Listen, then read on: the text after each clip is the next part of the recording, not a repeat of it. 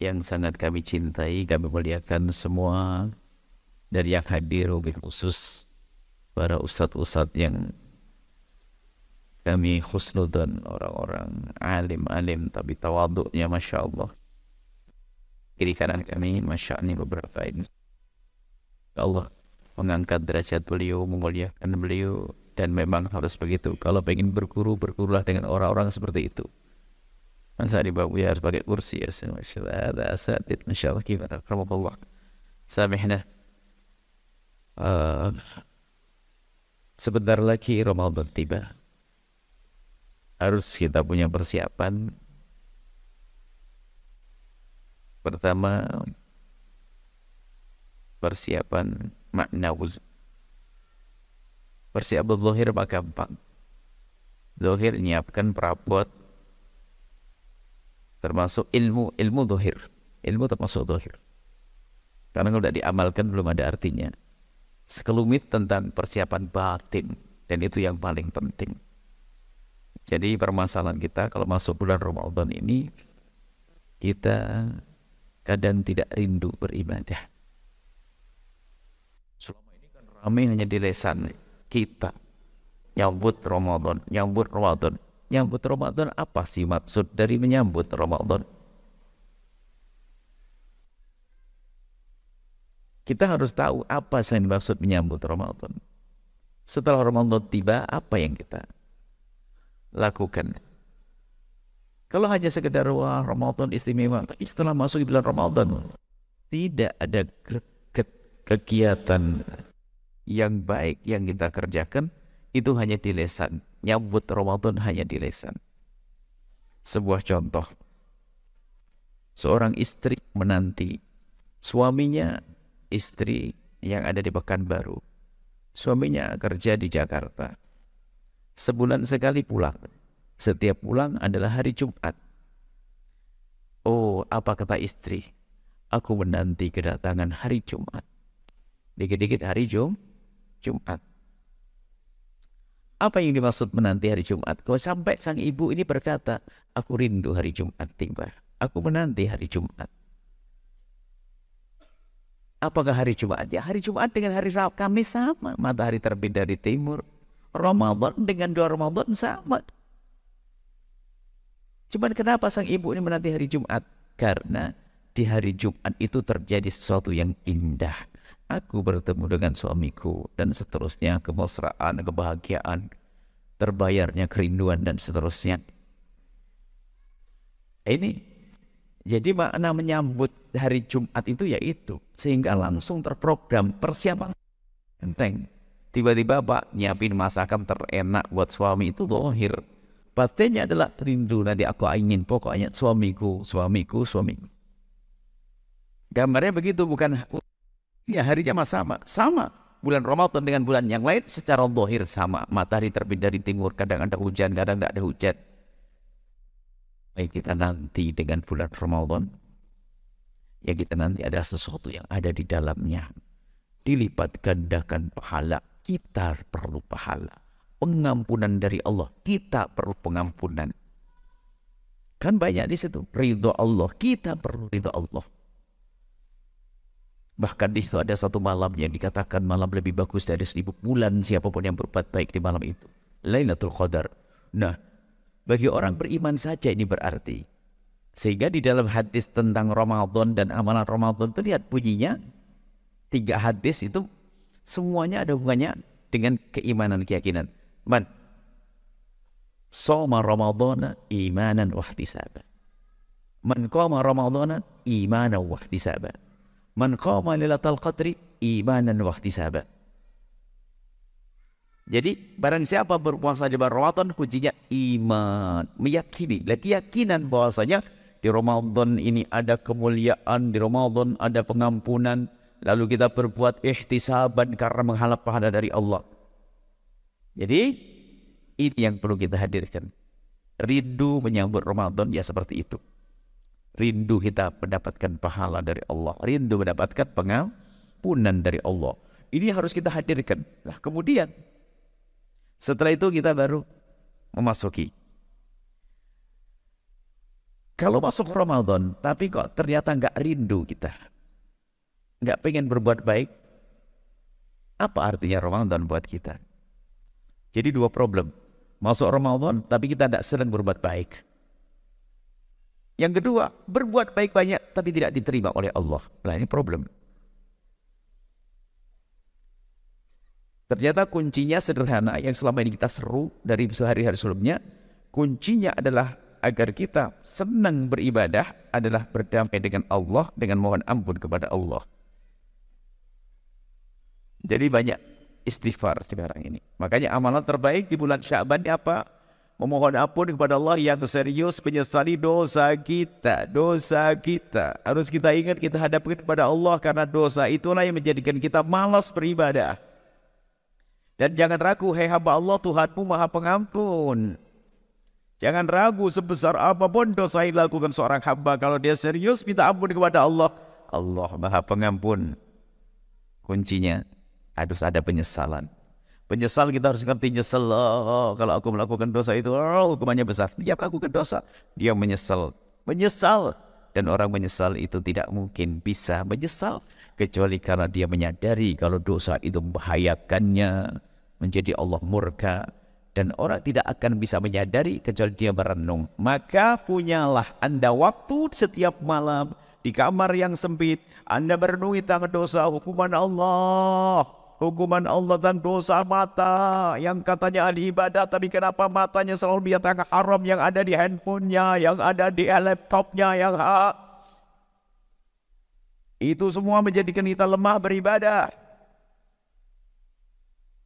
Karena maksiat menjadi lemah beribadah. Disabdakan oleh baginda Nabi, hati itu pada dasarnya rindu berbuat baik, ingin mendapatkan ridha Allah. Cuma setelah ketutup dengan kemaksiatan, menjadi hati yang tidak rindu berbuat baik. Disabdakan Nabi, turadul fitnatu alal qulubi kal hasiri uda ibaratnya ini. Hati itu akan ketutup fitnah maksiat itu seperti pintalan tikar. Tikar kalau dipintal itu satu demi satu, bukan langsung menutup begitu. Jadi kalau orang bermaksiat itu seolah-olah dia menitikkan noda hitam dalam hati. Noda hitam. Maksiat lagi, noda hitam, noda hitam, noda hitam, noda hitam, noda hitam, sampai gelap hatinya, sehingga menjadi orang yang mendengar kebenaran, tidak mau mengikuti, dengar kebaikan, tidak mau menjalankan, dengan dosa tidak takut, karena hatinya gelap. Maka amalan terbaik adalah istighfar yang serius. Singkat saja, karena ini sudah panjang, karena kita pengen yang lain juga. Fikih akan kami hadirkan singkat sebelum tanya jawab. Kemudian setelah istighfar banyak, pastikan Anda istighfar. Jangan ragu Anda mengingat dosa Anda di depan Allah. Ya Allah, dosaku yang itu, yang itu. Jangan cerita kepada manusia, ceritakan kepada Allah. Yang kedua adalah berdamai dengan manusia. Kalau Anda belum berdamai dengan manusia, menjadi sebab jangankan kalau amal yang akan datang, yang lalu pun tidak diterima oleh Allah, tidak diampuni juga oleh Allah. Sebab syahna dalam riwayat Imam Muslim meriwayatkan, tuftahu abwabul jannati kulla yawmal itsnain atau yawmal itsnain wal khamis atau kama qala Rasul. Dibuka pintu surga itu setiap hari Senin dan hari Kamis. Wa yughfaru likulli 'abdin la yusyriku billahi syai'ah. Kemudian akan diampuni oleh Allah semua hamba asalkan dia tidak menyekutukan Allah. Semua akan diampuni. Oh, kita mendapatkan pengampunan. Illa rajulan, kecuali seseorang, kanat bainahu wa baina akhihi syahna, dia punya permusuhan dengan saudaranya, punya kebencian dengan saudaranya. Untuk dua orang yang bermusuhan ini, lihat apa Allah memerintahkan, yuqalu, diperintahkan kepada malaikat, andiru hadaini, tunda dua orang ini, jangan diampuni, jangan diterima amalnya, hatta yastaliha, sampai keduanya itu berdamai. Maka dari itu, siapapun dari kita yang punya permasalahan dengan saudara, beresin agar kita enggak capek. Dan ingat, syahna itu memangkas agama. Kata Nabi, dabba alaikum da'ul umami qablakum. Kata Nabi, ingatkan, awas, akan menjangkit kepada kalian penyakit umat terdahulu. Dikatakan asyahna, benci dendam, atau al-baghdha, dalam riwayat al-baghdha, asyahna, benci dendam. Nabi menyifati wa iyal haliqatu, itu adalah pemangkas, wala akulu tahliku syahra, aku tidak mengatakan memangkas rambut, walakin tahliku din, tapi memangkas agama. Benci dendam menjadikan orang yang pintar pun ngerti agama seperti orang yang tidak punya agama. Maka yang punya urusan waris, beresin. Jangan masuk Ramadan kecuali kita sudah damai dengan saudara kita. Dan buka hati Anda. Lapangkan hati Anda untuk memaafkan umat Nabi Muhammad. Jangan punya dendam. Jangan punya dendam kepada siapapun yang punya dendam. Segera beresin, karena itu akan merusak dirimu sendiri. Di samping dirimu akan capek dengan dendammu, ternyata menjadi sebab Allah tidak mengampuni dirimu. Mau masuk Ramadan, bulan maghfirah, nggak berguna nanti, jangan-jangan. Jadi persiapan kita adalah berdamai kepada Allah dan berdamai kepada sesama manusia. Pastikan dimulai dengan mendoakan doa yang baik. Ini sudah kami sampaikan di majelis ini. Doakan orang lain dengan doa yang baik. Jangan ragu, doakan dengan doa baik. Jangan doa yang jelek, sudahlah. Biarpun dia kurang ajar, ingat dia Nabi Muhammad. Selesai. Ini adalah mukaddimah. Biasanya berkepanjang lebar. Cuman karena Ramadan kita akan masuk pembahasan Ramadan. Ada di dalam bulan Ramadan ini ada namanya amalan puasa. Siap damai dulu ya sama orang tua, sama keluarga, sama adik, sama mantan suami, mantan istri, caci maki, berakhir sebenarnya ada. Jangan dendam kita diajarkan pada anak. Hei, istri, mantan istri, jangan ajari anakmu musuhi bapaknya. Bahkan ajari anaknya agar tetap baik sama bapaknya, karena dia adalah bapaknya. Cuman kadang seorang ibu ngajari, abahmu tuh tahu enggak? Sama ayahnya, tahu enggak ibumu tuh? Waduh, habis. Sehingga anaknya benci pada bapak, benci pada ibu. Mau diterima amalnya, mau beramal baik, repot. Tidak diampuni oleh Allah. Baik. Sekarang kalau bab puasa itu ringkas. Kami ada buku fikih puasa praktis. Puasa praktis. Jadi kalau puasa itu kan definisinya adalah menahan diri dari segala yang membatalkan puasa, dimulai dari terbitnya fajar shadiq, masuk waktu subuh, hingga terbenam matahari. Maka di situ yang paling penting adalah kita tahu apa yang membatalkan puasa. Apa yang membatalkan puasa? Fikih praktis. Praktis artinya apa? Keluar dari majelis harus langsung hafal. Kalau tidak hafal, masuk SLB, sekolah luar biasa. Coba, saya gambari, gampang. Jadi belajar fikih harus paham. Yang membatalkan puasa, pertama, memasukkan sesuatu ke salah satu lubang 5. Lubang mulut, lubang hidung, lubang telinga, mohon maaf, lubang buang air kecil, lubang buang air besar. Mata nggak masuk. Lubang mulut, hidung, lubang telinga. Anda paham? Ini baru yang pertama. Tapi yang paling panjang pembahasan yang pertama, setelahnya gampang nanti. Lubang mulut harus Anda pahami dengan benar. Jangan main handphone, nanti malah nggak paham. Ini kadang-kadang saking senengnya. Lubang mulut maksudnya adalah nelennya. Nelennya. Yang membatalkan nelen. Selagi tidak nelen, tidak membatalkan puasa. Ibu-ibu siang hari bulan Ramadan langsung ngambil es krim, dimasukkan ke mulut, maka tidak batal puasa. Asalkan jangan telan. Jangan bertanya setelah ini, makanya tak kunci sampai tidak bisa bertanya nanti. Kan bertanya, tanya jawab. Tak kunci biar tidak bisa bertanya nanti. Gimana hukumnya cabut gigi di siang hari bulan Ramadan? Jawabannya adalah tidak membatalkan puasa, asalkan giginya jangan. Sudah, habis semuanya. Pokoknya saya kunci biar nggak bertanya nanti. Fikih harus paham begitu. Sikat gigi, gimana hukum sikat gigi yang bulan Ramadan? Sama, asalkan sikat giginya jangan. Cuma. Bahkan nanti kalau ada pertanyaan jawab Anda sendiri, kan? Ini masalah membatalkan, cuma masalah makruh mah beda. Nah, maka masuk ke mulut tidak batalkan. Coba Anda kumur siang hari Ramadan, boleh kah? Boleh, padahal masuk ke mulut. Sama, asalkan jangan di selesai. Akhirnya ibu ini paham, wah senang, alhamdulillah paham. Pulang ke rumah, senang, paham, enak. Tahu-tahunya suaminya tanya, "Ma, aku tadi tidak bisa ngaji.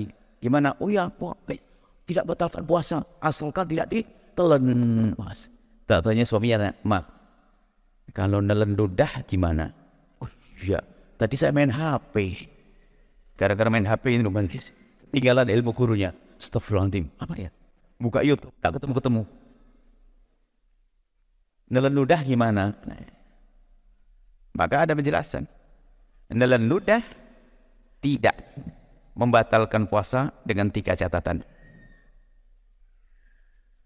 Yang pertama adalah ludahmu sendiri.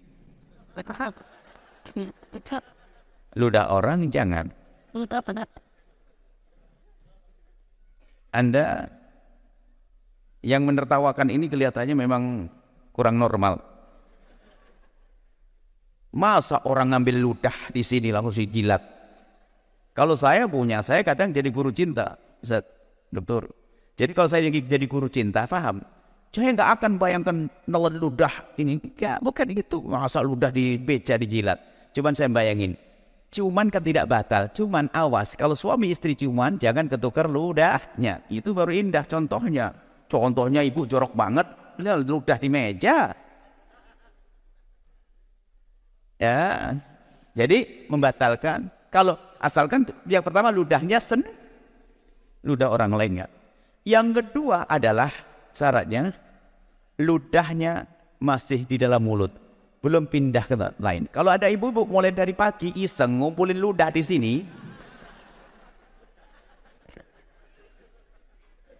kemudian taruh di kulkas, oh, jam 12 siang diminum, batal karena sudah keluar dari mulutnya. Kemudian yang ketiga syaratnya apa? Kalau sampai dah hafal ini keterlaluan, masuk SLB, tes nanti di sini, langsung siapin sekolah SLB. Saya itu kalau harus hafal, paham? Yang ketiga, ludahnya masih murni asli, belum campur dengan yang lainnya. Nah, kalau sudah campur sama es krim, beda ceritanya. Kalau campur sama permen, ceritanya jelas ya. Ludah, baik. Lah, memasukkan es krim ke mulut tidak batal. Cuman hati-hati, itu makruh. Kalau kumur dalam wudhu nggak batal, tapi nggak makruh, sunnah. Bedanya apa? Samanya apa? Kesamaannya sama-sama tidak batal. Masukkan es krim ke mulut, asal tidak ditelan tidak batal. Masukkan kumur wudhu ke mulut tidak batal, asalkan tidak ditelan. Cuman bedanya apa? Makruh kalau masukkan es krim. Kalau kumur dalam wudhu sunnah. Perbedaannya apa? Akibatnya. Kalau ibu bapak lagi action gara-gara paham fikih tadi, nggak batal wudhu, nggak batal puasa kalau masukkan es krim ke mulut, tiba-tiba ibu pamer kepada istrinya, bang ini lo masukkan es krim ke mulut nggak batal, betul. Tak taunya digigit kucing kakinya, batal, ketelen batal jadinya, paham? Cuman kalau lagi kumur begini, lagi berkumur begini, lagi masuk mulut, ada petir, masuk rezeki, tidak batal. Beda ya akibatnya. Kalau sunnah tidak batal akibatnya, asalkan tidak selesai mulut saja ya. Paham? Enteng, fikih harus paham. Kalau tidak paham bahaya. Coba ditanya, gimana hukumnya nelen ludah? Kayaknya batal. Aduh, pusing kayaknya. Berarti kayaknya enggak. Ludah enggak kira-kira? Nelen enggak? Pusing. Yang kedua, masukkan lubang hidung. Yang dimaksud hidung itu bagian mana gitu. Nah, ini harus paham. Jangan masukkan hidung langsung. Nah, itu ibu-ibu sok paham langsung pulang. Masukkan ke hidung, membatalkan puasa. Sampai di rumah ditanya sama suaminya. Ma, suaminya malas ngaji sih itu. Jadi jangan ngaji buat ibunya, istrinya terus. Ma, kalau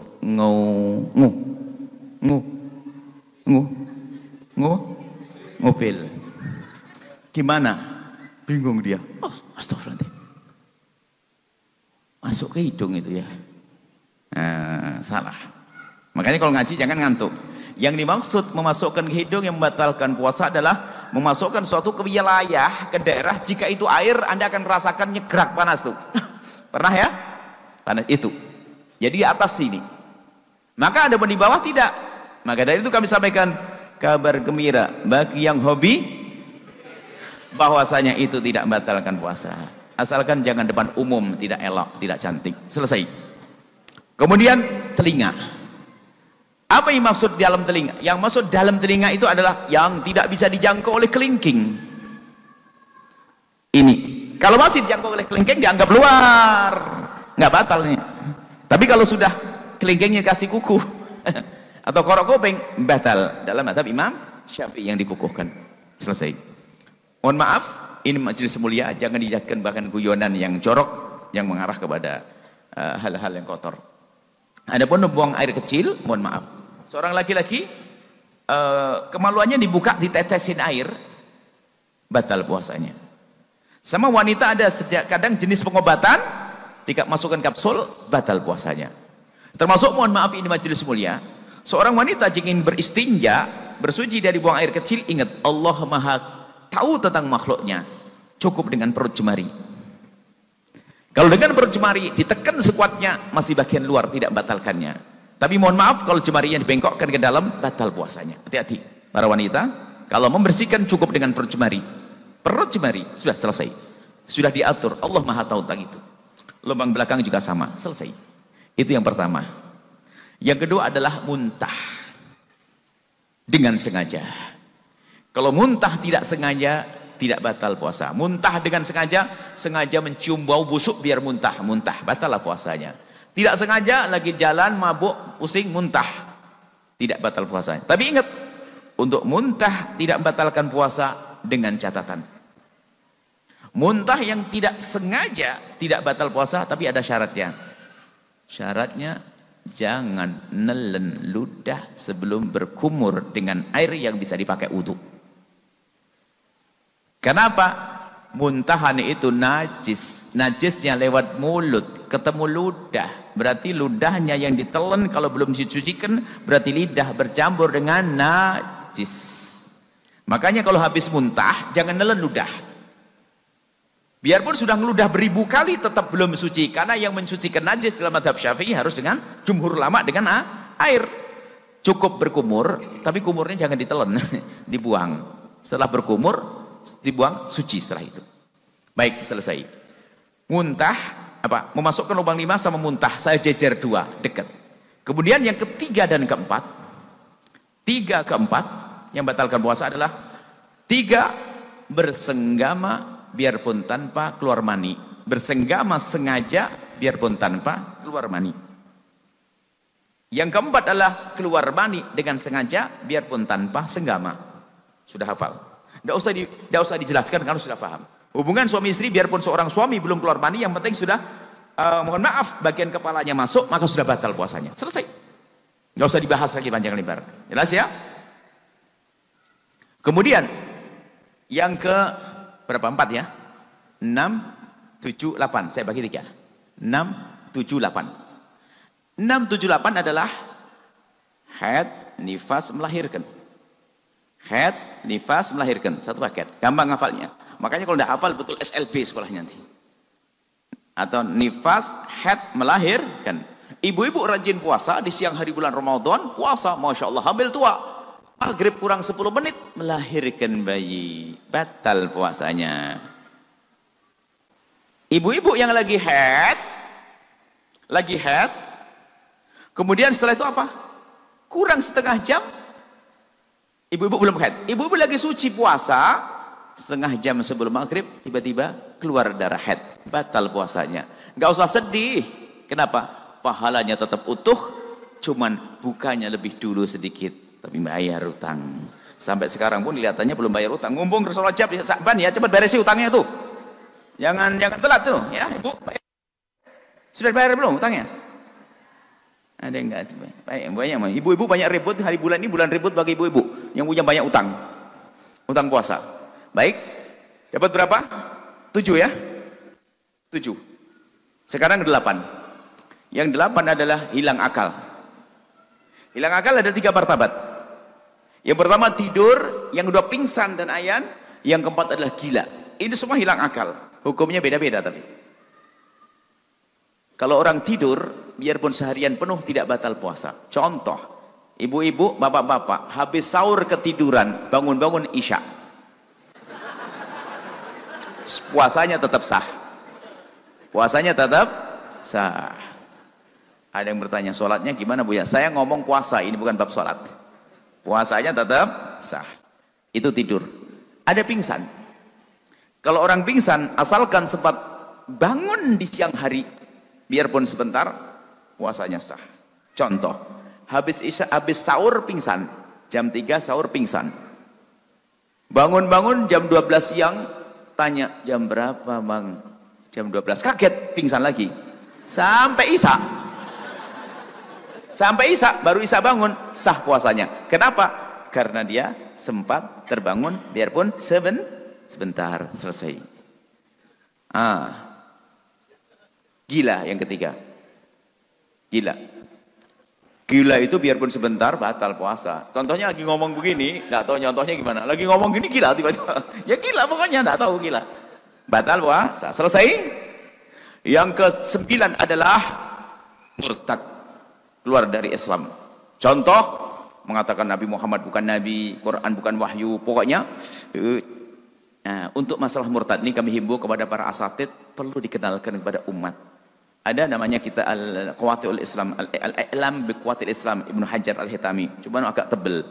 Paling enggak dibaca lebih serius lagi muqaddimah kitab Sulam Taufik. Dikenalkan itu menjauhkan dari masuk kemurtadan. Jadi insyaallah para asatid tolong baca kitab muqaddimah Sulam Taufik, itu sudah luar biasa itu. Ini penting, harus pegangi. Bisa dibaca di sini juga nanti di majelis berikutnya insyaallah. Baik, sudah 9 orang yang 9 hal yang batalkan puasa. Selebihnya jangan dipikirin deh. Selesai, saya singkat. Nanti dengar lagi di video di YouTube-nya. Jangan lihat YouTube yang aneh-aneh. Murajaah boleh. Sekarang 9 orang yang tidak wajib berpuasa. Ingat, 9 orang yang tidak wajib berpuasa. 9 biar gampang dihafal. Yang pertama dan kedua. Yang pertama anak kecil, yang kedua orang gila. Saya jejer karena anak kecil sama-sama tidak punya akal, biar gampang dihafal. Anak kecil, orang gila anak kecil. Jadi anak kecil tidak wajib berpuasa. Tapi ingat, bagi orang tuanya atau yang ngurusinya, kalau anak sudah umur 7 tahun, wajib kita ajari segala kewajiban dan menjauhi haraman apapun. Cuman sifatnya ngajari, bukan memaksa. Kalau anak Anda sudah umur 7 tahun, Anda mulai ajari berpuasa, ajari sholat, ajari menutup aurat. Biarpun kadang menutup aurat kepanasan, mama panas. Iya sayang buka, tapi nanti tutup lagi. Termasuk puasa. Diajak sahur. Jam 9, malah lapar nggak kuat. Kamu puasa nggak boleh. Nggak kuat mak.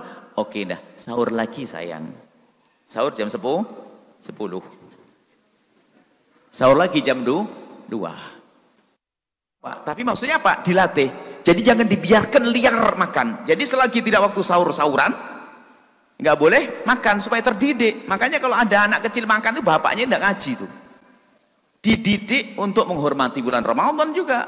Biarpun padahal sesungguhnya nggak sah puasanya, mau makan sahur 3 kali bagaimana? Jam 10 sahur. Cuman namanya mendidik anak. Baru besok sahurnya 3 kali sayang. Sekarang masuk sahur 3 kali, besok sahurnya 2 kali ya. Ya ma, dikurangi. Sahurnya besok 2 kali. Akhirnya terakhir bisa sahurnya sekali. Dan ingat, jangan dipaksa. Anda memaksa anak kecil puasa, dosa. Anak kecil tidak boleh dipaksa umur 7 tahun, 8 tahun. Sampai kalau sudah balik wajib puasa. Selagi belum haid, belum keluar mani umur 9 tahun, maka belum wajib puasa. Tapi wajib bagi orang tua untuk ngajarinya. Tapi tidak boleh dipaksa di saat 7 tahun, 8 tahun, 9 tahun. Dipaksa, awas tidak puasa, tak pukul. Maksa halus diantaranya. Kalau tidak puasa, nggak saya beliin sepeda. Itu jangan dianggap motivasi loh, itu maksa itu. Akhirnya karena saking pengennya sama sepeda, dia memaksakan diri untuk puasa. Sakit bisa-bisa dia. Jadi jangan dipaksa, tapi dihimbau. Sayang puasa. Dihimbau dengan senang karena memang pada dasarnya dia belum wajib puasa. Yang kedua, orang gila. tidak wajib puasa, enggak dosa. Makanya jika ada di antara yang hadir pengen tidak puasa dan tidak dosa, jadi mau, makanya puasa. Jadi orang gila tidak wajib puasa, ya, dan tidak dosa. Anak kecil orang gila. 3, 4 udah dihafal. Orang sakit sama orang tua. Orang tua sama orang sakit mirip ya. Orang sakit kayak orang tua. Orang tua tuh kayak orang sakit. Orang sakit kayak orang tua. Sebenarnya maksudnya orang tua yang berat bagi yang puasa. Orang sakit harus jelas dong. Jangan sampai langsung pulang ke rumah, langsung Mi, Mama, Mi, saya besok gak puasa, Mi. Kenapa? Saya sakit, Mi. Sakit apa? Sakit jerawat. Udah, nggak bisa. Sakit jerawat mah enggak, tetap wajib puasa. Bukan sakit jerawat. Sakit yang menjadikan 3 sebab. Sakit yang kalau dia berpuasa, kalau dia berpuasa lambat sembuhnya, atau semakin parah, atau menjadi mati dia. Berarti penyakit berat.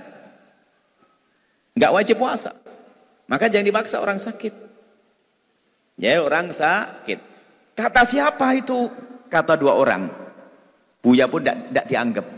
Jadi orang sakit boleh berbuka puasa menurut 2 orang. Yang pertama menurut dokter. Kata dokter, Pak Haji, tolong jangan puasa dulu biar cepat sembuh. Kayaknya bahaya nih kalau puasa. Dengar dong, asalkan tabibnya muslim yang bisa percaya. Yang bisa percaya. Atau pengalaman pribadi.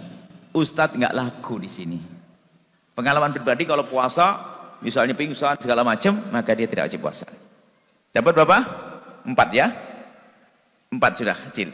Anak apa sakit sama orang tua. 5, 6. Hamil menyusui. Hamil menyusui. Selesai ya?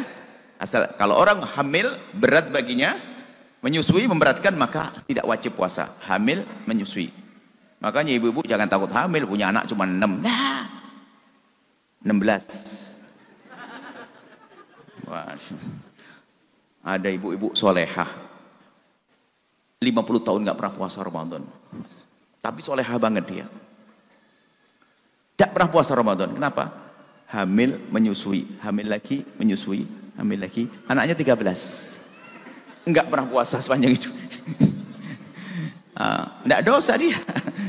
Makanya jangan khawatir Bu, hamil tenang aja, nggak wajib puasa di saat berat. Selera hamil sama oke. Tidak wajib puasa. Yang keberapa? 78 ya. 78 adalah haid dan nifas. Haid dan nifas. Selesai. Anda tidak tahu apa-apa laki-laki, urusan ibu-ibu. Haid dan nifas. Yang ke-9 bepergian. Jika bepergiannya adalah tujuannya sampai 80 km. Musafir. Makanya kalau Anda dengan orang musafir harus tahu diri dong. Misalnya Anda di Pekanbaru, ada tamu dari Jakarta, nginep di sini, nggak boleh langsung wajib puasa. Nggak wajib kok Anda wajibkan. Anda sebagai tuan baik akan bertanya, tamuku yang saya cintai, besok puasa enggak? Maksudmu apa? Kalau puasa, saya bangunin sahur. Terus, kalau tidak, saya buatkan sarapan. Karena memang nggak wajib puasa. Jangan dipaksa dong tamu.